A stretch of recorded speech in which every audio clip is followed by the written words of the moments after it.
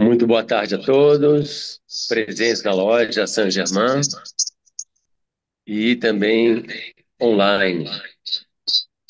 Hoje nós vamos receber nosso irmão Eric Lobão, da loja Nirvana, falando sobre o lado oculto das coisas, do livro O Lado Oculto das Coisas, de Liv Dichter. Então, seja muito bem-vindo, Eric, à nossa loja, Conde de Saint-Germain. Estamos aqui todos preparados para escutá-lo. Olá, meus irmãos. É uma alegria enorme, um prazer dividir essa reflexão com todos vocês. Esse livro do Leadbeater traz algumas observações e reflexões muito importantes para o nosso dia a dia, mas que a maior parte das vezes, ou na maior parte das vezes, nós não atentamos para. O objetivo da gente fazer esse estudo não é deixar ninguém é, cheio de pulgas atrás da orelha, não é deixar ninguém fanático pelo invisível, mas é para ter ciência. Segundo a clarividência do Leadbeater, todos nós sabemos que o Leadbeater foi contemporâneo da Blavatsky, da Annie Besant, e foi um grande clarividente, deixando uma larga quantidade de obras, né, muito interessantes, algumas, inclusive, comprovando a sua clarividência, quando a gente fala da química oculta, do livro Química Oculta, ele predisse várias descobertas que só viriam a acontecer pela ciência acadêmica depois.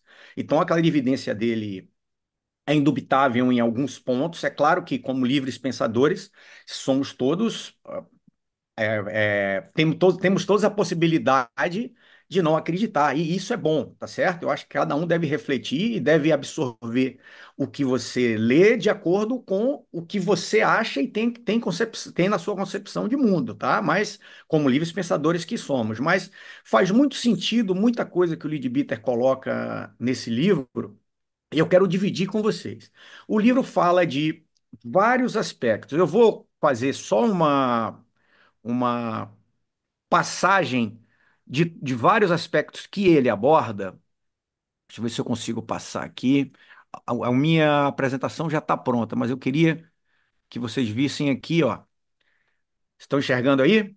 Eu só quero passar esse livro, de novo, usando a própria clarividência e o embasamento teórico dentro da teosofia, ele traz para a gente a influência do mundo invisível, que é muito maior do que o visível, é claro, né? Nós somos aí por meio, apenas de maneira didática, dentro da teosofia, dos autores teosóficos, divididos em sete corpos, né? Os sete corpos, cada um desses corpos em seu próprio plano, né? Mas o que ele coloca para a gente, ó, sobre a influência do invisível, do mundo invisível, no nosso mundo físico, perceptível pelos nossos órgãos sensoriais, é de larga escala, né? Então ele coloca assim, como é que nós somos influenciados pelo mundo como um todo, pelos planetas, pelo Sol, pelo ambiente natural, pelos espíritos da natureza, pelos centros de magnetismo, pelas cerimônias, pelos sons, pela opinião pública, pelos acontecimentos ocasionais, por seres invisíveis, nossa atitude para com essas influências. E é aqui esse ponto é que eu vou abordar hoje, já deixando aí como convite a um próximo encontro nosso aqui, refletir sobre outros pontos muito interessantes desse livro. Mas o que eu quero, onde eu quero me ater hoje é sobre essa parte aqui, porque essa tem a ver com os nossos hábitos, o que que nós escolhemos para conduzir as nossas vidas e como isso pode influenciar positivo ou negativamente as nossas decisões, a nossa vida, os nossos sentimentos, os nossos pensamentos, tá certo? Então, só para deixar claro, o livro tem uma abrangência bem maior e hoje eu escolhi para tratarmos juntos dos nossos hábitos, como nós nos influenciamos a nós mesmos pelos nossos hábitos, tá certo? E aí eu vou começar aqui a apresentação, colocar no modo de apresentação aqui. Pronto. Estão enxergando aí? Faz um sinal positivo. Bom, então esse livro tem uma grande importância para mim. Foi o terceiro livro que eu li do Leadbeater. O Leadbeater em si tem uma importância grande para mim, porque em 1997, lendo o livro A Vida Interna, que na época ainda era pela editora Pensamento chamado de A Vida Interior, foi quando eu tive o primeiro vislumbre ou insight em uma leitura. Então, eu nunca tinha tido isso em nenhuma outra obra de nenhum outro autor. Eu fui criado dentro do Espiritismo, gostei sempre das obras mais técnicas, né? Ramatiz é meu autor preferido, e nunca tinha acontecido comigo. E lendo esse livro, e ninguém me indicou ele, eu comprei no aeroporto, eu mesmo fui e comprei. Lendo esse livro do Leadbeater, que é Inner Life, ou A Vida Interna, eu tive esse insight. Eu creio plenamente que isso é verdade. E aí eu continuei lendo e comprei outros livros dele, tá? De novo, o nosso objetivo hoje não é gerar nenhum fanatismo em relação ao mundo invisível, é apenas dividirmos uma reflexão sobre como ele enxerga as influências que tem o mundo invisível em vários aspectos da nossa vida, tá? E para começar, eu vou falar sobre higiene. É, o Geoffrey Hodgson, que foi um outro clarividente também, teósofo, posterior a Leadbeater, né? Ele tem um livro chamado Saúde e Espiritualidade, e que ele separa onde para a saúde plena, que a que a gente se refere, que é de todos os nossos invólucros ou corpos ou coxas, ele coloca a higiene também em um capítulo bem específico.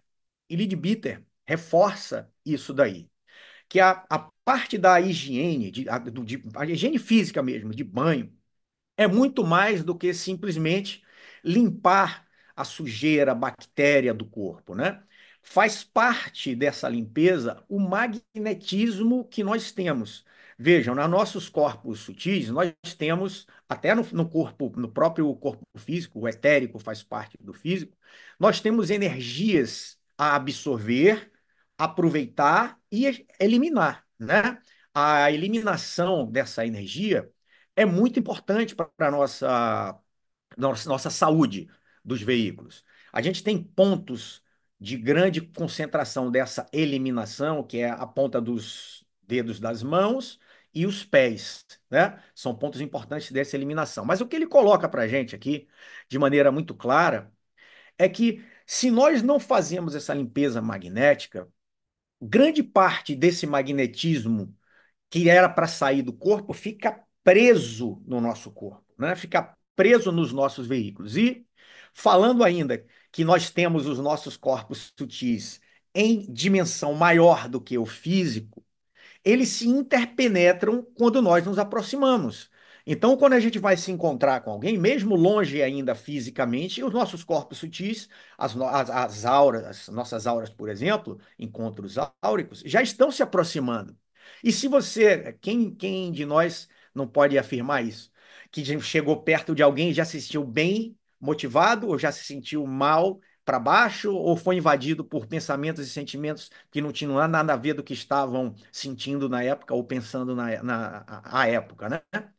Então, o que ele está dizendo? Quando você está com esses corpos sutis e com esse magnetismo represado por falta de outra palavra, porque não foi limpo, você aí vai contaminar por ausência de outra palavra, aquele que está próximo a você. Lembremos que tudo é karma, tudo gera karma, né? Então, se eu estou influenciando negativamente alguém, eu estou adquirindo o karma dessa influência. Então, quando ele fala da higiene física, ele está falando aí do magnetismo envenenado que você, por ter os poros, é, bloqueados para a saída dessa energia, vai ter, né? A sua radiação magnética, que é na ponta dos dedos e na ponta dos pés, também está contaminada, está bloqueada. E se você pega em alguém, no simples aperto de mão, que é comum para a gente fazer, o simples toque, que é muito comum aqui no Ocidente, né? A maior parte das pessoas aperta as mãos, se abraça, etc. Você está passando aí uma energia contaminada, um magnetismo contaminado para o outro, né? Então, ele coloca para gente que a pureza da mente e do sentimento, ou seja, do corpo astral e do corpo mental, não pode existir sem a pureza do corpo. Vejam que a gente está falando da higiene física, é tomar banho, tá certo? Lavar-se com frequência, é o que ele está dizendo. E aí, o seu próprio veículo vai ter mais saúde e vigor quando você cumpre bem o que eles necessitam, seus próprios veículos, né? O que eles necessitam, que é a absorção da energia, absorção interna do que você precisa, transformando da maneira que é necessária. Nós temos os chakras para fazerem isso com prana, por exemplo, e a eliminação. A eliminação faz parte do processo de saúde, absorção e eliminação, tá certo? Então, se de alguma maneira você bloqueia isso daí, você está influenciando negativamente os seus veículos, tá? Então, primeiro ponto, higiene física que tem a ver com a nossa higiene oculta. Mas ele continua, tá? Ele toca num ponto interessante que eu queria falar com vocês aqui, que esse ponto eu já não posso expressar com tanta propriedade em termos de testemunho ou depoimento, porque eu corto cabelo com a mesma pessoa há muito tempo. Mas ele coloca duas coisas interessantes. Ele coloca assim: a nossa cabeça, por ter chakras de organização e de função mais refinada, vejam que a gente sai de 16 pétalas do chakra laríngeo para 96 pétalas. As pétalas, quanto mais pétalas, mais tipo de energia eles processam, né? A gente sai do chakra laríngeo para o chakra frontal, de 16 para 96, e vai para 972 pétalas no coronal, ou coronário, né? Ou seja, eles manipulam, eles tratam muitos tipos de energia. Então, ele coloca que a cabeça é um ponto vulnerável em termos energéticos para todo mundo, e que, como eu acabei de dizer, as pontas dos dedos são pontos de eliminação de energia. Não é à toa que nós temos aí o reiki, toque terapêutico, o jorei, tudo com imposição de mãos, né? Porque é por onde você coloca para fora a energia, ou pontos fortes de eliminação dessa energia. Aí ele coloca assim: você voluntariamente se submete a energias de outra pessoa na sua parte mais vulnerável. Então ele coloca, quando você vai cortar o cabelo, alguém está pegando na sua cabeça, alguém que está eliminando energia, você não conhece a pessoa na maior parte das vezes, e você está oferecendo a sua parte de maior vulnerabilidade em termos energéticos, porque trata muitos tipos de energia, né? Isso é uma colocação que ele faz no livro, tá? Eu não sei se algum de vocês já teve experiência de cortar o cabelo e se sentir diferente de maneira negativa, mas é um ponto que ele coloca que a gente precisa refletir aqui, ou que eu achei que fosse importante para colocar aqui junto com vocês, tá? Vamos lá. Aí ele vai falar do exercício físico especificamente. De novo, o Geoffrey Hodgson também coloca, em termos de saúde, o exercício físico. Quando ele fala no livro Saúde e Espiritualidade sobre exercício físico, inclusive, ele diferencia qualquer que seja o exercício da yoga, normalmente referida como Hatha Yoga. Quando a gente fala em yoga, lembrando que o yoga é um processo de iluminação, de religare, não é o simples exercício físico, que é ou parte de um dos passos de yoga, que são os asanas, ou é especificamente um tipo de yoga que é Hatha Yoga. Mas a yoga é muito mais do que isso, né? Mas a maior parte dos ocultistas ou pré-ocultistas, quando se referiam à atividade física, falavam sempre em yoga. E o Geoffrey Hodgson, nesse livro, ele separa completamente. Ele fala, não, o exercício físico é uma coisa, a yoga, parte, aliás, ele fala mais dentro, como se fosse se referindo a Raja Yoga, ele fala muito mais na meditação do que nos asanas, né? Mas ele separa o exercício físico da yoga.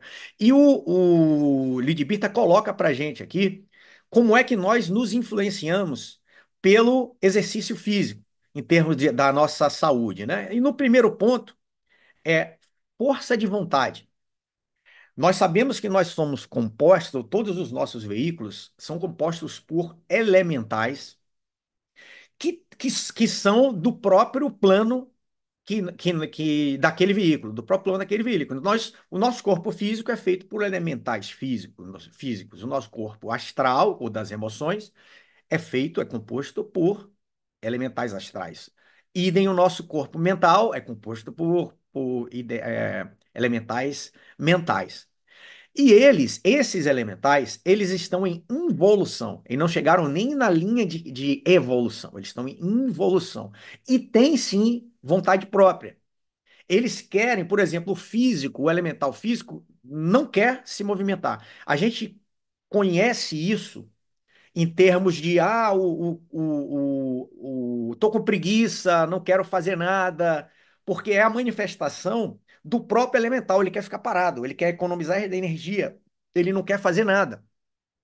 Então faz parte das nossas metas ou da nossa premissa em termos de evolução, dominar com a nossa mente, com a nossa vontade, lembrando que a vontade é um atributo divino, né? É o primeiro raio, mas é com a nossa vontade que a gente vai dominar os nossos elementais. E o primeiro a que ele se refere aqui, quando ele fala exercício físico, é o elemental físico, que não quer fazer nada. Ele só quer se movimentar por duas razões: se for para se alimentar ou se for para reproduzir. Fora isso, ele quer ficar parado, o elemental físico. Então, nós precisamos exercer a nossa vontade, idem para desejos, para pensamentos, né? A gente precisa exercer a nossa vontade para conseguir dominar esses elementais. Mas, como ele está falando de físico aqui, eu vou ser mais específico. Se a gente deixar, o nosso corpo não quer comer regradamente, ele quer comer o que ele gosta mais, ele não quer se movimentar. Se você deixar, ele vai ficar parado. Ah, eu acordei para fazer atividade física. Ah, tô com vontade de fazer atividade física, acordei louco para fazer um agachamento, para sair correndo. Não é verdade isso. O elemental não quer isso.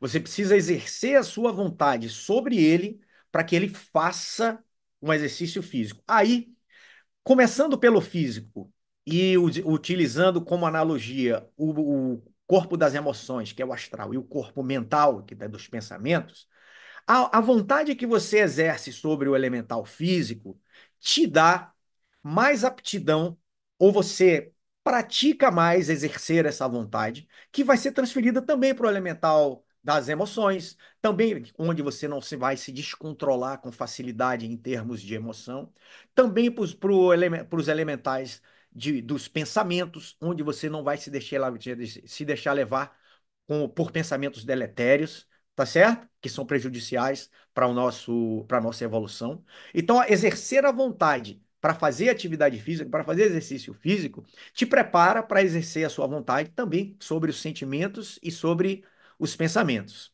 Então, dominar os elementais que nos compõem é um objetivo.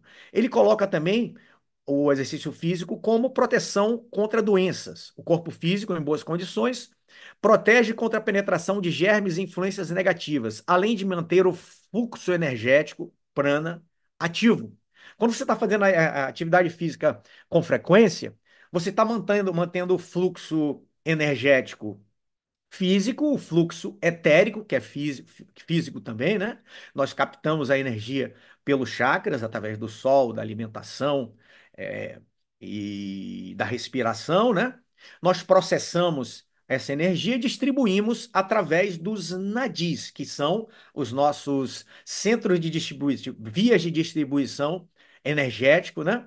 E nós precisamos, quanto mais nós fazemos esse processo de assimilação e eliminação, mais ativamente nós processamos essa energia e mais prontos nós estamos para processá-las, tá? Então, quando ele fala sobre a absorção e eliminação com eficiência através da atividade física, é porque nós aceleramos esse processo.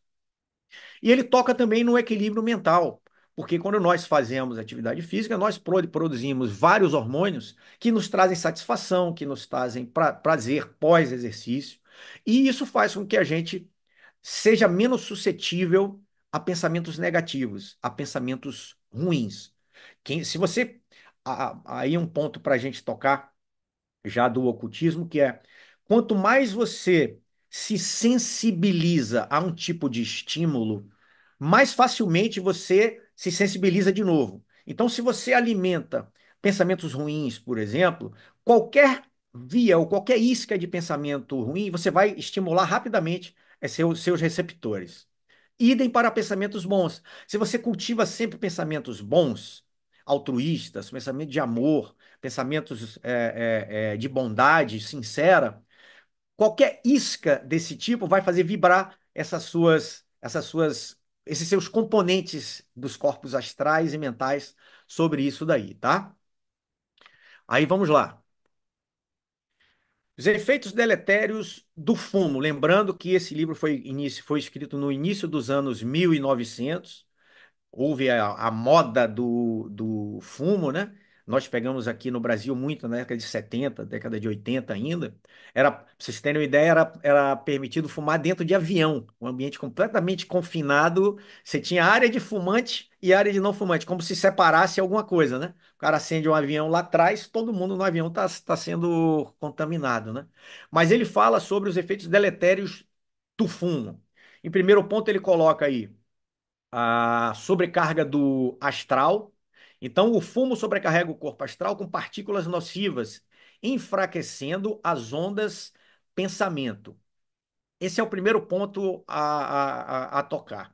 Ele vai falar de um outro que eu não escrevi aqui, antes de falar da consequência paz à morte, ainda em vida, que é o descaso que as pessoas que fumam, talvez no passado isso tenha sido muito mais comum. Hoje já tem muita separação de área de fumante, não pode fumar nos ambientes fechados na maior parte do mundo, enfim.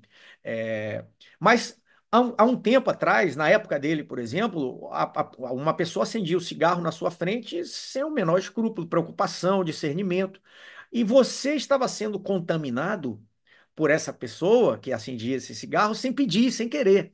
E ele fala do karma em relação a isso. Você está prejudicando alguém, você está gerando karma com alguém simplesmente porque você está fumando do lado da pessoa. Ele coloca esse ponto que eu não destaquei aqui. E ele fala de um outro ponto muito negativo, que é após a morte. Ele coloca explicitamente que você vai precisar desintegrar ou deixar desintegrar essa parte nociva do seu astral que foi envenenada e contaminada. Ele chama de envenenamento, né? Então nós temos aí no nosso corpo astral nós temos 7 subplanos. Todos os nossos 7 corpos são divididos em 7 subplanos, né? E nosso corpo astral nós temos os 4 subplanos inferiores e os 3 superiores aqui já fazendo interseção com o plano mental concreto, o mental inferior, né? E ele diz que você acumula componentes desse envenenamento na parte inferior do seu astral e você vai ter que ficar lá. Vejam, se você for provido de bons pensamentos ao longo da vida, os elementais que compõem o seu corpo mental e o seu corpo astral serão prioritariamente ou predominantemente de matéria mais sutil. Então, se você, ao desencarnar, tem pouca matéria nesses 4 subplanos inferiores, que são os mais densos, o umbral, onde você tem os sentimentos de ciúme, de ódio, de amor refletidos no astral, se você não tem muitos componentes desses subplanos, você passa essa parte que seria mais danosa, que seria mais dolorida, ou dolorosa de se viver, você passa inconsciente, porque você tem poucos componentes de baixas vibrações e sentimentos e pensamentos, e tem mais componentes de altas vibrações e sentimentos. Então você passa inconsciente por essa fase e já desperta, você já vai assumir a consciência nos planos superiores do astral, tá certo? Porém, se você tem um hábito, por exemplo, do fumo, como ele cita aí, você vai ter que viver parte da sua consciência no astral inferior, ou nos subplanos do astral inferior, para poder se livrar desse envenenamento que você colocou para dentro voluntariamente, tá certo? São pontos importantes que ele toca sobre o fumo. Vamos lá. Aí ele fala sobre as drogas, a influência das drogas. Primeiro, ele bota sobre os veículos superiores. Quase todas as drogas, incluindo estimulantes, prejudicam os corpos mais sutis do ser humano. Grande parte das drogas, ou quase a totalidade delas, modifica o fluxo energético dos veículos, tá certo? Ora inverte, ora bloqueia. Então você tem, se a gente pensar nos chakras e nos nadis, por exemplo, alguns fluxos são completamente invertidos. Isso faz com que o sincronismo do etérico com o físico se desloque, né? Quando você toma anestesia, por exemplo, é o que acontece. O etérico se desloca, você não sente dor. Mas as drogas, muitas delas, também promovem isso. Modificam o fluxo, bloqueiam, e aí você desacopla em algumas partes do seu o etérico do físico, né? Isso prejudica imensamente, imensamente a sua evolução. Porque o que a gente quer é exatamente o contrário. A gente quer se manter afinado e começar a se ligar cada vez mais com os veículos superiores, né? Já antecipando é o que a gente faz na meditação, por exemplo. Então, usar drogas é contraditório, é oposto a meditar, que é você se reconectar com o seu eu superior, tá certo? E aí vamos lá, que ele coloca mais ainda. Você gera, quando você utiliza as drogas em geral, né? Quando você usa as drogas em geral, você gera uma proximidade indesejada. São aqueles seres desencarnados que tinham como vício e apego as drogas e que querem, de alguma maneira, sentir um vislumbre, um experimento, um pouquinho, uma amostra do físico, mesmo sem conseguir. E eles ficam se aproximando de quem está usando drogas, exatamente para tentar, para buscar, para para tentar experimentar algo que ele não consegue mais porque ele desencarnou. Tá certo? Então, além do próprio dano que você causa a si mesmo, você tem uma aproximação de desencarnados que você não quer na sua proximidade, porque pioram as suas vibrações, tá certo? Aí ele fala especificamente das influências deletéricas dos licores intoxicantes. Álcool. Sempre foi, ele está falando da Inglaterra dos anos 1900, né? Sempre foi comum e até social, um hábito social, que é beber alguma coisa, tá? As pessoas chegam e já vão bebendo. Mas ele toca nos mesmos pontos das drogas. O que acontece em relação ao álcool é que o álcool é legalizado na maior parte dos lugares, né? Existem, eu fui trabalhar em Dubai, por exemplo, nos Emirados Árabes é proibido, não pode beber em lugar nenhum, salvo nos hotéis ou em alguns locais que são de restaurantes internacionais, mas fora isso, não se pode beber. Aí a Índia segue padrão semelhante. Porque além de causar esse desacoplamento que eu falei sobre sobre os veículos, o etérico do físico principalmente, você fica muito mais sujeito aos elementais. Você fica com menos domínio dos seus elementais. Então, quando você vê notícias de pessoas, eu estava bebendo, aí houve agressão, houve violência, houve assassinato sob efeito de drogas ou de álcool, é exatamente porque os elementais é que dominam, além das influências externas que estão ali para dizer, não, faz isso mesmo, isso que é bom, não é verdade? Então ele coloca assim: deterioração dos corpos astral e mental, o consumo de álcool torna a pessoa mais suscetível a paixões e emoções inferiores. Foi o que eu acabei de dizer, né? E toxicidade, deixa eu ler aqui que eu não estou conseguindo ler. Por proximidade. Essa frase é do livro. Eu botei aqui entre aspas, que ele coloca assim, como eu citei sobre as drogas, mas as drogas, na maior parte dos locais ou na maior parte dos países, são proibidas. Então as pessoas têm que fazer de maneira escondida. O álcool não. O álcool você sai de noite em qualquer lugar, tem várias pessoas bebendo em bares e etc, né? Então ele coloca assim, que nesses locais de concentração de consumo de álcool, ele enxerga no astral, ele enxerga no mundo invisível aí, dejetos humanos remolhados de vinho. Aliás, quando ele fala em dois aspectos, quando ele fala no álcool e quando ele fala no consumo de, não no consumo de carne, mas nos locais que abatem animais, ele dá cenários assim, eu sugiro que vocês leiam, mas cenários tenebrosos ao que se encontra, tá certo? Mas quando ele está falando aqui sobre álcool, ele está dizendo exatamente o que eu falei sobre as drogas, mas de maneira muito mais ampliada, porque é permitido, né? Você passa em ruas cheias de bares, todo mundo bebendo, e pode, é permitido, você só tem que pagar o preço que eles cobram e pronto, você está ali consumindo álcool, você e todos os invisíveis, todo mundo invisível, todo mundo do astral inferior, do umbral, né? Que quer, ou do purgatório, que é, se quiser usar a linguagem católica, que quer ali um vislumbre do vício que ele tinha quando vivo, né? E vamos continuar. Vamos falar da alimentação. Quando ele começa a falar de alimentação, ele toca em dois pontos de magnetismo. O primeiro ponto é o magnetismo interno, que é o do próprio alimento. Dependendo de onde você obteve, quais são as características de cada alimento, se você quiser ler sobre a medicina indiana, a ayurvédica, ela vai tratar profundamente sobre esse assunto, né? Falando das gunas, quais são as características de cada alimento, né? Se é tamásico, se é rajásico, se é sádico, que é de equilíbrio, enfim. Mas cada alimento tem suas características com o seu magnetismo interno, né?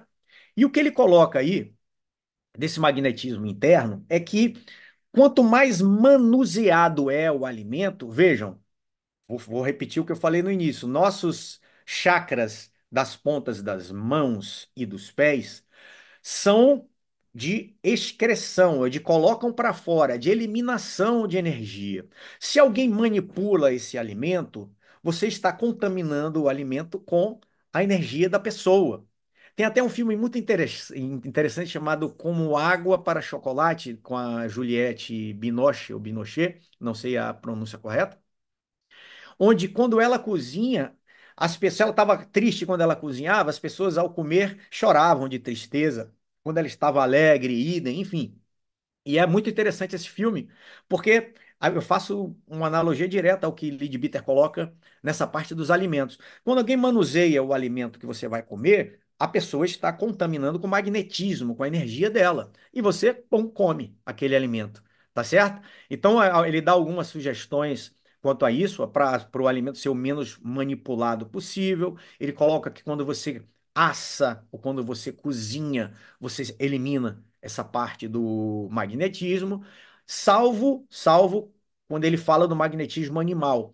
Então ele coloca que quando um animal está prestes a morrer e sente lá medo, aflição, até ódio de quem pode estar abatendo ele ali, aquele magnetismo fica impregnado naquela carne e você coloca para dentro, tá certo? No, quando ele inicia esse capítulo sobre alimento, ele dá dois exemplos. Um deles é na Índia, onde castas não se misturam para se alimentar. Ele dá esse exemplo. Então, o cara e nem para fazer o alimento. Então, alguém de casta inferior. Lembrando que as castas tinham uma característica própria, onde dentro da evolução, cada um tem as suas atribuições e modos de agir, e qualidades, né? E depois virou algo relacionado a segmentar as pessoas, a sectarismo, e não é a verdade original. Mas, enfim, na Índia. Quem manuseia o alimento é alguém da mesma casta. E na hora de comer, não se come com castas separadas. Enfim, ele deu esse exemplo. E ele deu um exemplo da Blavatsky também, que sempre fazia um ritual aí, não ritual, mas um momento para desmagnetizar todos os utensílios. Então, a caneca que ia tomar café, os talheres, o prato que cada um ia usar. Primeiro que ela recomendava que cada um tivesse os seus, e mesmo assim que fosse feita a desmagnetização antes de qualquer refeição, para que um não contaminasse com o magnetismo os objetos de comida do outro, né? Então, o magnetismo interno é isso, e o magnetismo externo é a influência das próprias auras, dos próprios corpos que compõem e se interpenetram entre as pessoas, né? Então, se você está comendo no restaurante, alguém senta do seu lado, o corpo áurico, o corpo, algum dos corpos sutis dele estão no seu prato. Ele toca nesse ponto daí também, tá? Lembrando as duas coisas que eu falei, os dois itens que eu falei no início.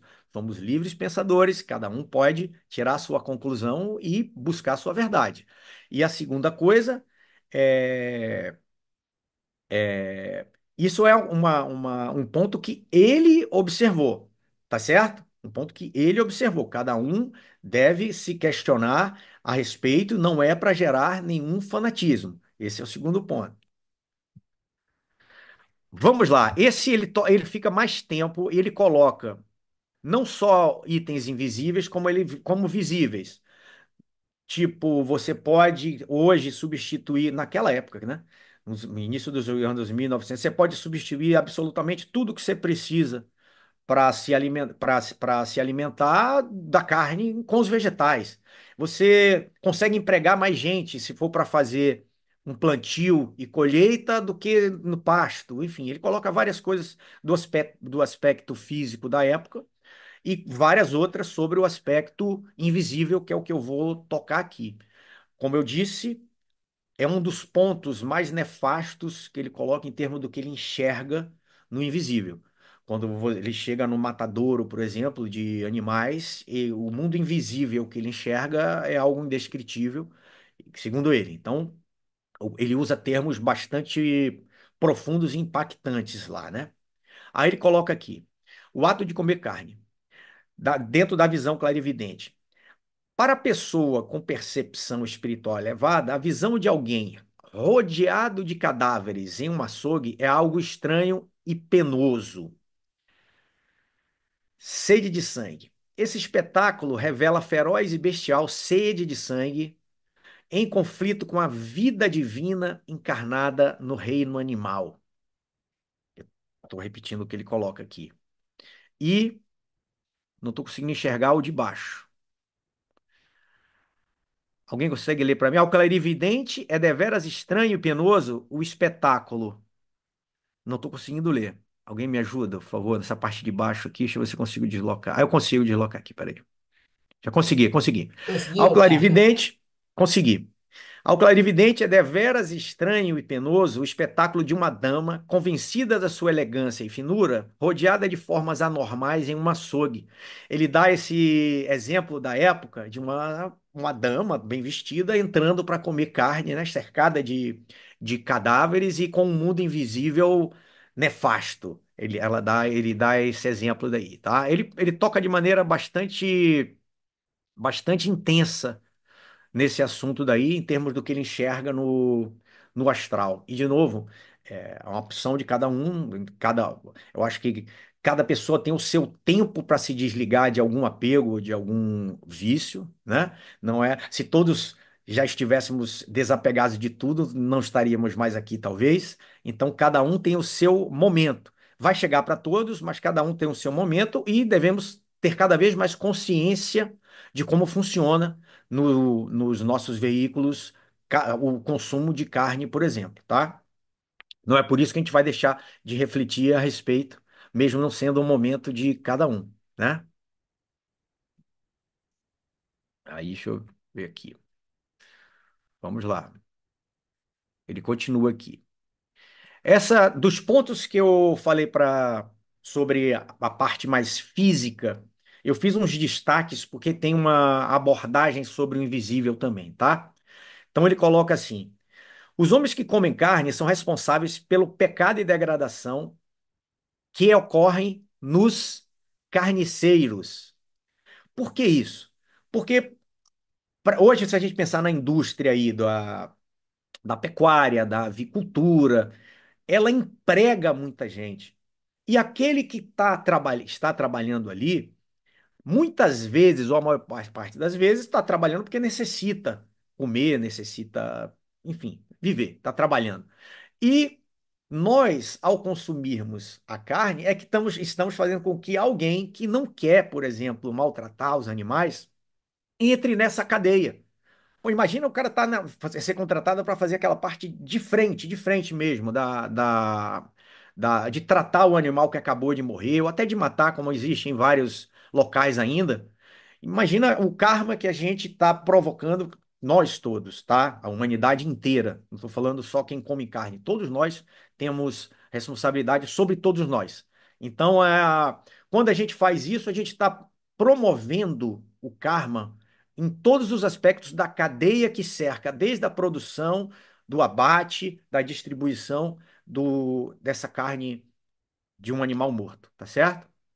Aí ele coloca: a dieta carnívora é fatal para o verdadeiro progresso e dá lugar aos mais danosos resultados nos corpos físico e astral. É o que eu falei sobre magnetismo, o magnetismo impregnado na carne, que foi cheia de medo, de aflição, de ódio, a gente não vai conseguir tirar, vai botar para dentro. E o dever do homem para com o reino animal não é exterminá-lo com indiferença, mas assisti-lo em sua evolução. Essa talvez seja a reflexão mais importante sobre esse assunto, né? Que em outras filosofia, você vai chamar de ahimsa, por exemplo, que é a não violência a todos os seres, enfim. A ideia é que a gente consiga, para a evolução, fazer o mínimo de mal possível a qualquer outro ser vivo, né? E a gente hoje faz o contrário nesse aspecto. Para o simples luxo ou para consumir alimentos de que nem necessitamos, a gente maltrata tanto o mundo animal. Depois ele vai falar sobre leitura e estudo. Meu tempo aqui, pessoal. Sobre leitura e estudo, né? No primeiro ponto, ele toca sobre quanto que nós conseguimos realmente absorver do que a gente lê, né?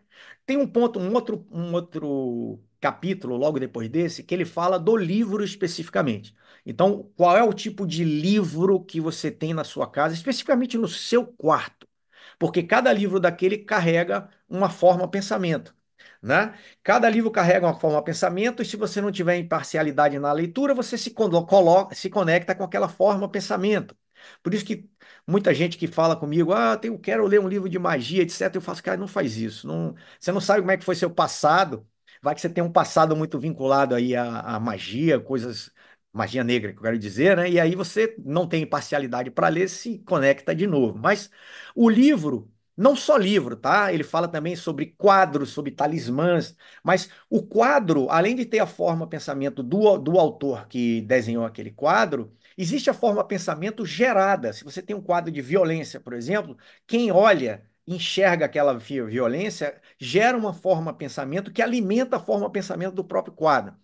Resumindo tudo, a gente precisa ter muito cuidado com o tipo de livro, o tipo de arte, o tipo de quadro que a gente coloca próximo a gente, na nossa casa inteira ou até no nosso quarto. Mas o que ele coloca sobre a leitura aí e o estudo é que a gente consegue absorver muito pouco. Ele coloca assim para gente: cada parágrafo de um livro, cada parágrafo, cuidadosamente escrito, contém uma forma de pensamento definida. Então ele consegue enxergar quando você está lendo, você começa a ler, ele sabe a forma pensamento, porque ele já leu, então ele sabe a forma pensamento, as cores, a nitidez daquela forma pensamento. Eu recomendo o livro Formas de Pensamento dele mesmo, se alguém quiser mais informações a respeito. Mas ele sabe qual é a forma de pensamento daquele parágrafo. E ele pede para alguém ler, por exemplo, e ele consegue perceber a deturpação daquela forma de pensamento ali. Ou seja, a pessoa não conseguiu absorver aquela forma de pensamento real que está sendo real da real ideia do livro que está sendo passada. E ele faz um ensaio sobre esse percentual daí, tá? Ele coloca assim: distrações e preocupações ocupam a maior parte da mente do leitor. Ou seja, quando você senta para ler, você tem tanta coisa na sua cabeça que você fica vagando nos pensamentos muito mais do que focando na sua leitura, tá? E ele coloca essa proporção em 9 décimos. Ou seja, 9 décimos dos seus pensamentos são alheios ao que você está lendo naquela hora ali. E aí ele fala dos ínfimos 10%. O pobre décimo restante faz um desesperado esforço para aprender a forma pensamento que ele pretendia assimilar do livro. Essa é uma referência que ele dá em relação ao que ele consegue enxergar e nós não, né? Mas faz sentido para a gente quando a gente tem que reler várias vezes. Pô, não consegui. Aí eu leio de novo. Não consegui captar. Leio de novo.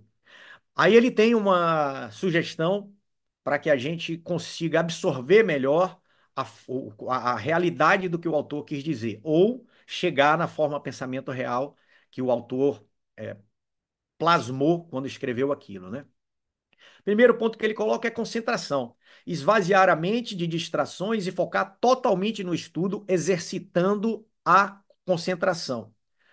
O segundo ponto é ler lenta e atentamente e refletir sobre cada trecho em busca da compreensão. No livro Ocultismo Prático, a Blavatsky fala exatamente a mesma coisa. Gaste, ele dá uma proporção de muito mais tempo refletindo sobre o que você leu do que continuando a leitura. Então, acabou de ler, invista, não é gaste, invista muito mais tempo do que você teve lendo para tentar refletir sobre aquilo. E por último, conexão. Estabelecer contato com a forma pensamento gerada, buscando imparcialidade por segurança, foi o que eu falei anteriormente. Nem sempre é benéfico que você se deixe levar pela forma pensamento que foi gerada ao ser escrito aquele livro, tá certo? Eu já tive experiências bastante desagradáveis em minha leitura, entre os 20 e 30 anos, e o meu pai, que sempre foi meu guru, me falou por telefone: filho, queime esse livro. Não quero tocar, não falarei qual é o livro, mas, enfim, são experiências que você adquire. Algumas coisas que ele fala são muito claras para mim, então eu replico para vocês aqui com propriedade, tá? Tenham muito cuidado com os tipos de leitura que todos fazem. Aí ele fala sobre leitura de jornais e novelas, lembrando mais uma vez que a gente está falando do final dos anos 1900, né? Não tinha a variedade de entretenimento, talvez seja até pior, porque hoje, naquela época, você tinha que sentar para ler alguma coisa. Hoje você, no seu celular, você tem entretenimento, informação, formas de pensamento diversas sendo propagadas em um pequeno celular, né? Um pequeno instrumento que se tem. Mas, enfim, o que ele coloca aqui. Efeitos prejudiciais de leituras de jornais e novelas. A leitura excessiva de novelas, lembrando que era impressa, né? Pode levar à dissipação mental e prejudicar o estudo sério. Você faz tanto aquilo, alguém fica, por exemplo, nas redes sociais o tempo inteiro, que tem uma informação a cada 10 segundos, 20 segundos, um minuto, que quando tenta focar é muito mais difícil, né? Versões astrais, histórias populares têm representações nos planos sutis com características culturais distintas. Isso é muito legal que ele toca no livro, eu só botei aqui para a gente lembrar de exemplos, que muitas fábulas ou muitas maneiras como as histórias são contadas levam em conta na nossa mente, no que a gente cria, porque a gente cria formas mentais do que a gente lê, as características que nós impomos. Né? Então, qual a forma que eu atribuo a Jesus? Qual a forma que eu atribuo a certos personagens de algumas histórias? Cada um vai dar a sua versão astral a isso daí. Eu acho que é uma coisa muito interessante da gente comentar. E as formas astrais são alimentadas por outros que creem na mesma coisa, né? A ponto de modificar o seu próprio mundo astral de acordo com o que você quer em certa fase da sua vida no astral, né? E aí, um impacto negativo, eu quis copiar essa frase, impacto negativo sobre jornais e novelas. Porque essa frase, que foi escrita no início dos anos 1900, pode ser lida hoje com o mesmo impacto. Ele coloca assim: um aspecto desagradável da imprensa jornalística de hoje, daquela época, também ainda hoje, é o grande destaque dado aos casos de assassínio e divórcio e a riqueza de minúcias com que são diariamente apresentados diante do público, formas pensamento ativas e altamente nocivas. Então, em vários aspectos que a gente falou hoje, isso é prejudicial. Primeiro que você está alimentando os seus elementais astrais com esse tipo de informação e estímulo. E cada vez que vem um novo, eles se excitam com mais facilidade. Depois você está se compondo, você está compondo o seu próprio astral desses pensamentos e sentimentos. E lembrem-se, é nesse corpo astral que a gente compõe desse jeito que a gente vai viver logo no pós-morte. Acabou de morrer, perdeu o mundo físico, é nesse corpo astral, composto do que a gente tem prioritariamente ou predominantemente de sentimentos, que a gente vai viver.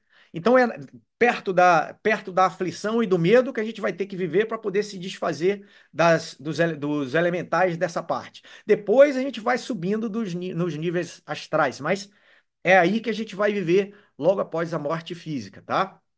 Então, cultivar essa prática de ficar o tempo inteiro ó, vendo notícias negativas vai trazer um impacto negativo invisível enorme.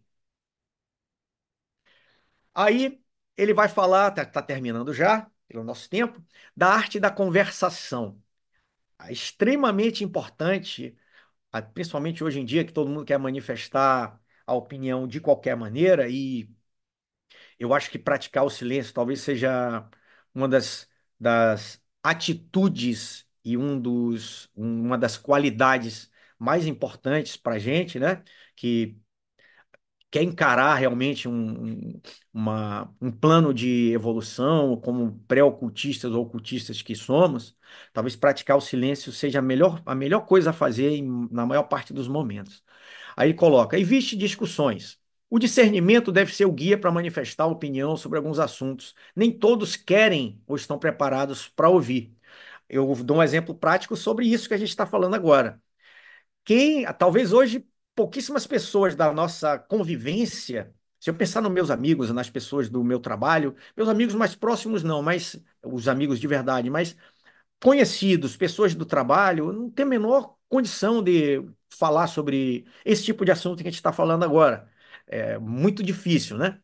E se tiver que se manifestar, se formos requisitados para, que aí também eu acho que é nossa missão fazê-lo, né? Devemos ter discernimento e usar a comunicação correta, como ele coloca aí, com serenidade e cortesia, né? Quando necessário discutir, que seja com calma e educação, ouvindo atentamente as opiniões alheias e não entrando em embate, né? Dentro do livro Aos Pés do Mestre, de Krishnamurti, ele coloca três características para que você se manifeste verbalmente, ou para que você fale, né? Ele não é nessa ordem, mas eu mudei a ordem para ficar fácil de memorizar. Eu falo uva. Uva é útil, verdadeiro e amável. Se não for útil, verdadeiro e amável, pratica o silêncio. Mantenha o maravilhoso silêncio, né? É super difícil para gente que gosta de falar, se manifestar, mas é importante que a gente tente praticar isso. E aí, fazendo essas ressalvas que ele coloca antes aí, evitar discussões e só se manifestar com serenidade e cortesia, gera uma conexão harmoniosa, uma afinidade de vibração na própria conversa, né? E por último, para encerrar, ele fala de meditação, tá? Então, como a gente se influencia, como nós nos influenciamos a nós mesmos, que é o título do capítulo, ele termina com meditação e ele coloca aqui de maneira bem bonita. Na verdade, o texto de meditação é bem grande, mas eu destaquei duas partes aqui. Embora o homem, em sua meditação diária, não perceba senão um pequeno progresso e lhe possa parecer que seus esforços não de todo, não, seus esforços são de todo insatisfatórios e improfícuos, ineficientes, né? O observador clarividente verá exatamente como os corpos astral e mental vão saindo do caos em ordem, lentamente, expandindo-se a pouco e aprendendo gradualmente a responder a vibrações cada vez mais elevadas. Citei esse exemplo aí, e quem quiser mais se aprofundar um pouco mais nesse estudo, tem um livro dele mesmo chamado O Homem Visível e Invisível, que ele dá exemplo desses corpos sutis quando já estão melhor organizados, desde o selvagem até o adepto, tá certo? Em figuras, é um nome visível e invisível. Bem interessante o livro. Mas ele está falando que está colocando para gente de maneira enfática que a meditação ajuda a organizar os corpos sutis, exatamente por esse alinhamento, por essa tentativa em pensamentos sublimes, qualquer que seja a semente da meditação ou o método que você use, de se reconectar com seu eu superior, né? Ou seu mental abstrato, ou mental superior, ou corpo causal. Aí ele coloca: forma-se destarte o segundo plano de sua mente. O segundo plano de sua mente, de cujo pensamento dominante ele tem que se desembaraçar para ocupar-se do. Vou ler de novo. Forma-se destarte o segundo plano da sua mente, de cujo pensamento dominante ele tem que se desembaraçar para ocupar-se dos pormenores da vida exterior e para o qual ele retorna imediatamente com alegria quando está cumprido o dever para com esses pormenores. Ou seja, se a gente pratica bons sentimentos, bons pensamentos e medita tentando se reconectar, quando a gente está livre de pensamentos que são necessários para o dia a dia, é necessário que a gente pense no trabalho, é necessário que a gente pense na família, mas quando a gente se desliga momentaneamente, o nosso refúgio vai estar nos bons pensamentos. Diferente daqueles que, não, além de não meditar, cultivam sempre como eu citei em exemplos aqui, novelas e notícias ruins, que voltam o seu pensamento para esse tipo de prática, né? Então, a meditação nos ajuda nisso.